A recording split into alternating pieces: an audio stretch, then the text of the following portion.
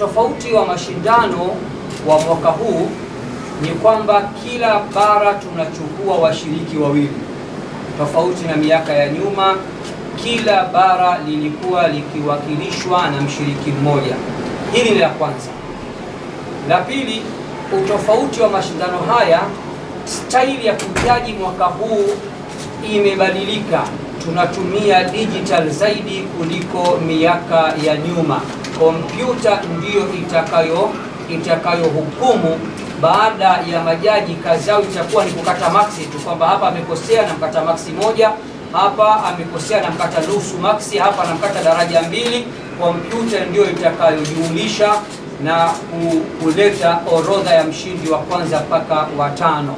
Ni staili mpya, mfumo mpya wa kimataifa wa kujaji, na sisi alhamdulillah hatuko nyuma, kwa sababu tumeshajiita ni watoto wa kiumeni, watoto wa TMK. Hilo ni jambo la pili. Jambo la tatu, washiriki wanapatikana vipi kutoka mabara yote ya ulimwenguni?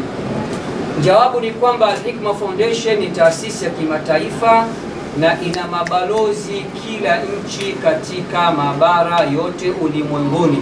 Tunachofanya, miezi 6 kabla ya tukio letu tunaandika barua kwa mabalozi zetu katika nchi zote hizo kwamba sasa tunaleta rasmi kwako, tunahitaji mshiriki mmoja atakayewakilisha bara lako. Wao kule wanafanya vipi?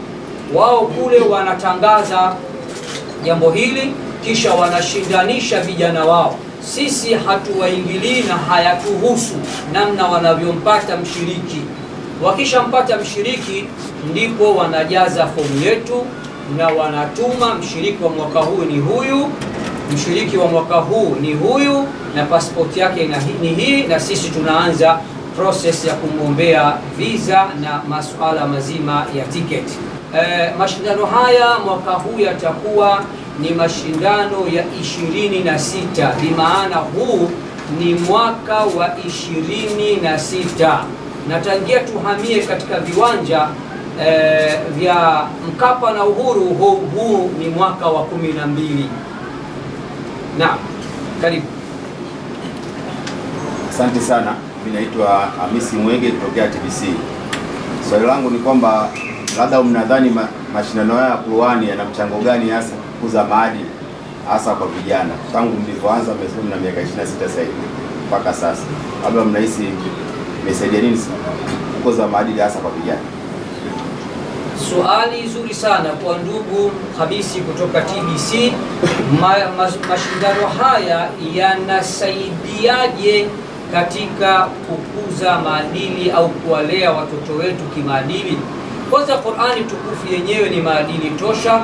Moja ya wake wa Bwana Mtume Muhammad sallallahu alaihi wasallam anatuambia, alipoulizwa tabia za mtume wetu, mwenendo wa mtume wetu, maadili ya mtume wetu, akasema kana khuluquhu alquranu, tabia za mtume na maadili yake yalikuwa ni Qur'ani. Qur'ani tukufu ni kitabu ambacho kimekamilika, kila shaka ndani yake kila aina ya mafunzo, na ndani yake pana mafunzo mengi sana kuhusiana na maadili, tabia njema, nidhamu, uchamungu na kila jambo. Kwa hiyo watoto, kitendo cha kuwahamasisha katika kusoma na kuhifadhi Qur'an, na kisha tunawaandalia shindano kubwa kama hilo, sisi ambao tupo katika fildi hii tunaona mabadiliko makubwa sana ya watoto wetu na jamii yetu ambayo iko chini yetu sisi katika kukua siku hadi siku katika maadili mema. Lakini pia mashindano haya licha kusaidia kimaadili, yanawasaidia vijana pia kiuchumi. Nyinyi ni mashahidi, zawadi zinawasaidia. Huko nyuma tushajenga mpaka nyumba mbalimbali tumewajengea washiriki. Kwa hiyo Qur'ani tukufu inawasaidia vijana kimaadili, inawasaidia vijana kiuchumi, na inawasaidia vijana katika maeneo mbalimbali. Naam.